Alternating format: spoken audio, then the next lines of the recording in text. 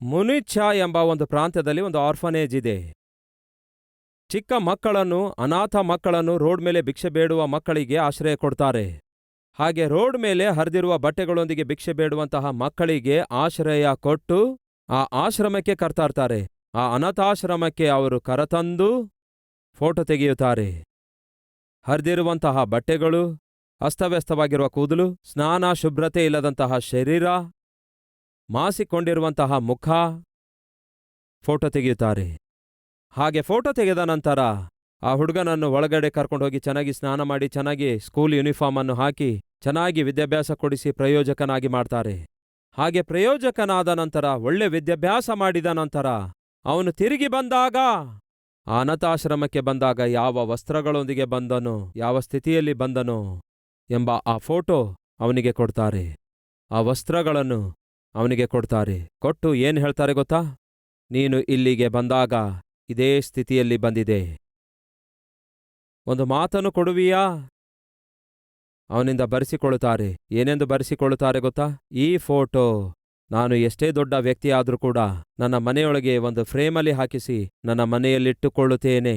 ನಾನು ಈ ದಿನ ಹೀಗಿರುವುದಾದರೆ, ಒಮ್ಮೆ ನನ್ನನ್ನು ಯಾರೋ ಒಬ್ಬರು ಪ್ರೀತಿಸಿ ಕ್ರಿಸ್ತನ ಪ್ರೀತಿಯನ್ನು ತೋರಿಸಿದ್ದಾರೆ. ಅವರು ತೋರಿಸಿರುವ ಕ್ರಿಸ್ತನ ಪ್ರೀತಿಯಿಂದಲೇ ಈ ದಿನ ನಾನು ಈ ಸ್ಥಿತಿಗೆ ಬಂದಿದ್ದೇನೆ ಎಂದು ಜ್ಞಾಪಕ ಮಾಡಿಕೊಳ್ಳುವಿಯಾ ಎಂದು ಬಾಂಡ್ ಬರೆಸಿಕೊಳ್ಳುತ್ತಾರೆ. ಆ ಫೋಟೋ ಅವನು ತಕ್ಕೊಂಡು ಹೋಗಿ ಫ್ರೇಮ್ ಹಾಕಿಸಿ ಮನೆಯಲ್ಲಿಟ್ಟುಕೊಳ್ಳುತ್ತಾನೆ.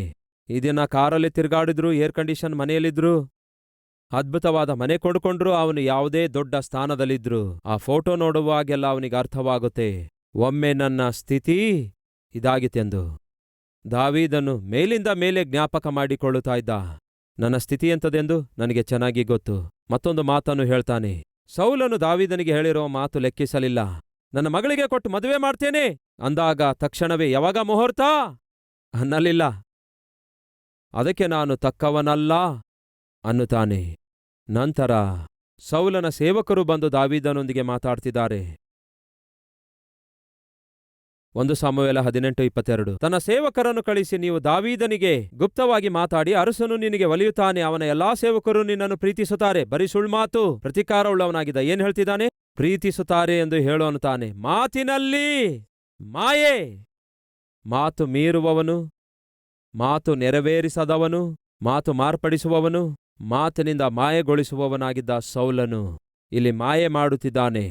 ಹೋಗಿ ಹೇಳಿರಿ, ರಾಜನು ನಿನಗೆ ಒಲಿಯುತ್ತಾನೆ ಎಂಬುದಾಗಿ. ಅವನ ಎಲ್ಲಾ ಸೇವಕರು ನಿನ್ನನ್ನು ಪ್ರೀತಿಸುತ್ತಾರೆ, ಹಾಗಾಗಿ ನೀನು ಅರಸನ ಅಳಿಯನಾಗು ಎಂದು ಪುಸಲಾಯಿಸಿರಿ ಎಂದು ಹೇಳಿದನು. ಸೌಲನ ಸೇವಕರು ದಾವೀದನಿಗೆ ಹೀಗೆ ಹೇಳಿದಾಗ ದಾವೀದನು, ನಾನು ದರಿದ್ರನೂ ಅಲ್ಪನೂ ಆಗಿರುತ್ತೇನಲ್ಲ ಎಂದು ಉತ್ತರ ಕೊಟ್ಟನು. ರಾಜನಿಗೆ ಅಳಿಯನಾಗುವ ಸಂಗತಿ ಸಾಧಾರಣವಾದದ್ದು. ನಾನು ಎಷ್ಟರವನು? ಒಬ್ಬ ದರಿದ್ರನು. ಎಂದೇ ಆಗಲಿ ನಿಮ್ಮ ಜೀವಿತದಲ್ಲಿ ಯಾರಿಗೇ ಆಗಲಿ ಮಾತಂದಿದ್ದೀರಾ? ನಾನು ಎಷ್ಟರವನು? ಈ ದಿನ ನನ್ನನ್ನು ಈ ಸ್ಥಿತಿಯಲ್ಲಿ ನೋಡ್ತಾ ಇದ್ದೀರಿ, ಈ ಮನೆಯಲ್ಲಿ ನೋಡ್ತಾ ಇದ್ದೀರಿ, ಈ ಕಾರಲ್ಲಿ ನೋಡ್ತಾ ಇದ್ದೀರಿ, ಒಂದು ಡ್ರೆಸ್ಸಲ್ಲಿ ನೋಡ್ತಾ ಇದ್ದೀರಿ. ಒಂದು ಕಾಲದಲ್ಲಿ ನನ್ನ ಸ್ಥಿತಿ ಹೇಗಿತ್ತು ಗೊತ್ತಾ? ಒಮ್ಮೆ ನಾನು ಎಲ್ಲಿ ವಿದ್ಯಾಭ್ಯಾಸ ಮಾಡಿದ್ದೇನೆ ಗೊತ್ತಾ? ಒಮ್ಮೆ ನಾನು ಯಾವ ಕೋಣೆಯಲ್ಲಿದ್ದೆ ಗೊತ್ತಾ? ಒಮ್ಮೆ ನಾನು ಯಾವ ರೀತಿಯಾಗಿ ಈ ಪಟ್ಟಣದಲ್ಲಿ ತಿರುಗಾಡಿದ್ದೇನೆ ಗೊತ್ತಾ? ಒಮ್ಮೆ ನನ್ನ ಬದುಕು ಹೇಗಿತ್ತು ಗೊತ್ತಾ? ಹೀಗೆ ಯಾವತ್ತೇ ಆಗಲಿ ನಿಮ್ಮ ಗತದ ಕುರಿತು ನಿಮ್ಮ ಮನೆಯವರಿಗಾಗಲಿ, ಮಕ್ಕಳಿಗಾಗಲಿ, ಬಂಧುಗಳಿಗಾಗಲಿ, ಸ್ನೇಹಿತರಿಗಾಗಲಿ ಹಂಚಿಕೊಳ್ಳುವ ಪ್ರಯತ್ನ ಮಾಡಿದ್ದೀರಾ?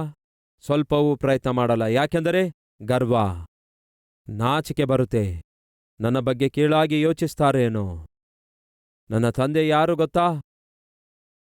ಹಳ್ಳಿ ಊರಲ್ಲೇನೋ ತಂದೆ ಕೂಲಿ ಕೆಲಸ ಮಾಡ್ತಾ ಇರ್ತಾರೆ. ಪಟ್ಟಣಕ್ಕೆ ಬಂದು ನಾವು ಹೇಳೋದೇನು ಗೊತ್ತಾ? ನಮ್ಮ ತಂದೆ ನಮ್ಮ ಊರ್ ಪ್ರೆಸಿಡೆಂಟ್. ಊರಲ್ಲಿ ಕನಿಷ್ಠ ಒಂದು ಅರ್ಧ ಎಕರೆ ಜಮೀನಿರೋದಿಲ್ಲ, ಆದರೆ ನಮಗೆ 30 ಎಕರೆ ಜಮೀನಿದೆ ಅನ್ನುತ್ತಾರೆ. ಅದೇ ಊರು ಜನರು ತಂದೆಗೆ ನಿಮ್ಮ ಮಗ ಏನ್ ಮಾಡ್ತಾನೆಂದು ಕೇಳಿದ್ರೆ, ನಮ್ಮ ಮಗ ಪಟ್ಟಣದಲ್ಲಿ ಏರ್ಫೋರ್ಸ್ನಲ್ಲಿದ್ದಾನೆ. ಏರ್ಫೋರ್ಸ್ನಲ್ಲೋ? ಏರ್ಫೋರ್ಸ್ನಲ್ಲಿದ್ದಾನೆ. ಹೌದು, ಏರ್ಫೋರ್ಸ್ನಲ್ಲಿದ್ದಾನೆ. ಪಟ್ಟಣಕ್ಕೆ ಬಂದು ಅವರ ಮಗ ಏನ್ ಮಾಡ್ತಿದ್ದಾನೆಂದು ತಿಳ್ಕೊಂಡ್ರೆ ನಿಜವಾಗ್ಲೂ ಏರ್ಫೋರ್ಸ್ನಲ್ಲೇ ಇದ್ದಾನೆ. ಹಳ್ಳಿ ಊರಿಗೆ ಹೋಗಿ, ಏನಯ್ಯ ನಿನ್ನ ಮಗ ಏರ್ಫೋರ್ಸಲ್ಲಿದ್ದಾನೆ ಅಂದಿ, ನಿಮ್ಮ ಮಗ ಗಾಳಿಯಲ್ಲಿ ತಿರುಗಾಡ್ತಿದ್ದಾನೆ, ನೀನೇನೋ ಏರ್ಫೋರ್ಸ್ ಅಂದಿ. ಹೌದು ಮತ್ತೆ, ಏರ್ ಅಂದ್ರೆ ಗಾಳಿ, ಫೋರ್ಸ್ ಅಂದ್ರೆ ದಂಡು, ಗಾಳಿ ದಂಡು. ಹಲೋ, ಗಾಳಿ ದಂಡು ಇದ್ದೀರಾ ನಮ್ಮ ಮಧ್ಯೆ? ಗಾಳಿಯ ದಂಡು ಯಾರಾದ್ರೂ? ನಿಮ್ಮ ತಂದೆ ನಿಮ್ಮ ತಾಯಿ ನಿಮ್ಮನ್ನು ಎಷ್ಟೋ ಪ್ರೀತಿಸಿ ನಿಮ್ಮನ್ನು ಪಟ್ಟಣಕ್ಕೆ ಕಳಿಸಿ ನೀವು ಪ್ರಯೋಜಕರಾಗಬೇಕು, ಚೆನ್ನಾಗಿ ಓದಬೇಕು, ತಂದೆ ತಾಯಿಗೆ ಹೆಮ್ಮೆ ತರುವಂತೆ ಜೀವಿಸಬೇಕೆಂದು ನಿಮ್ಮನ್ನು ಪಟ್ಟಣಕ್ಕೆ ಕಳಿಸಿದ್ರೆ ನೀವು ಗಾಳಿ ದಂಡಿನಂತೆ ತಿರುಗಾಡುತ್ತೀರೋ, ಗುರಿ ಗಮ್ಯ ಇಲ್ಲದಂತೆ ಜೀವಿಸುತ್ತೀರೋ, ವಿದ್ಯಾಭ್ಯಾಸ ಸರಿಯಾಗಿ ಮಾಡದೆ ತಿರುಗಾಡುತ್ತೀರೋ? ಒಂದು ಸಾರಿ ಆಲೋಚಿಸಿ.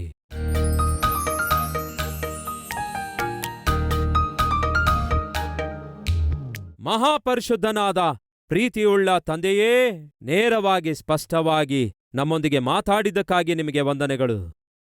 ದೇವರೇ, ದಾವೀದನ ಜೀವಿತ ನಮ್ಮ ಜೀವಿತದಲ್ಲಿ ದೊಡ್ಡ ಆತ್ಮೀಕ ಬಲವನ್ನು ಉಂಟು ಮಾಡುತ್ತದೆ. ಒಬ್ಬ ಆತ್ಮಿಕನು ಹೇಗೆ ಜೀವಿಸಬೇಕು ಎಂದು ತಿಳಿಯಪಡಿಸುತ್ತೆ ಎಂಬ ಈ ಶ್ರೇಷ್ಠವಾದ ಸಂದೇಶ ನಮ್ಮೆಲ್ಲರ ಹೃದಯದಲ್ಲಿ ಬಿತ್ತಿ ನಾವು ಅಹಂಕಾರವಿಲ್ಲದವರಾಗಿ, ಅಭಿಷೇಕಿಸಲ್ಪಟ್ಟವರನ್ನು ಮುಟ್ಟಲಾರದವರಾಗಿ, ಆಪತ್ತುಗಳನ್ನೆಲ್ಲ ಜಯಿಸುವವರಾಗಿ, ಯಾರನ್ನೇ ಕಳೆದುಕೊಂಡರೂ ಎಲ್ಲರನ್ನೂ ತಿರುಗಿ ಹೊಂದಿಕೊಳ್ಳುವವರಾಗಿ, ನೀವು ಆಶಿಸಿದವರಾಗಿ ಜೀವಿಸುವಂತೆ ನಮಗೆ ಸಹಾಯ ಮಾಡಿರಿ ಎಂದು ಈ ವಾಕ್ಯದ ಮೂಲಕ ಯಾರನ್ನು ಯಾವ ರೀತಿಯಾಗಿ ಸಂಧಿಸಿದ್ದೀರಿ ಎಂದು, ಯಾರ್ಯಾರೊಂದಿಗೆ ಯಾವ ರೀತಿಯಾಗಿ ಮಾತಾಡಿದ್ದೀರೆಂದು ಈ ವಾಕ್ಯ ಕೇಳಿರುವಂತಹ ನಿಮ್ಮ ಮಕ್ಕಳಿಗೆ ಗೊತ್ತು ದೇವರೇ.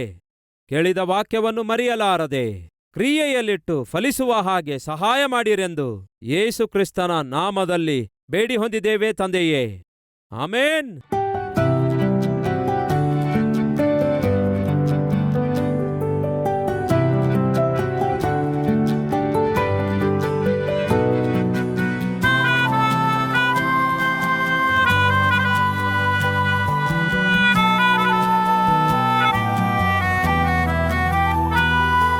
ಈ ದಿನ ಸಾರಿದ ಸಂದೇಶ ನಿಮಗೆ ಆಶೀರ್ವಾದಕರವಾಗಿರುವುದಾದರೆ ಲೈಕ್ ಮಾಡಿರಿ.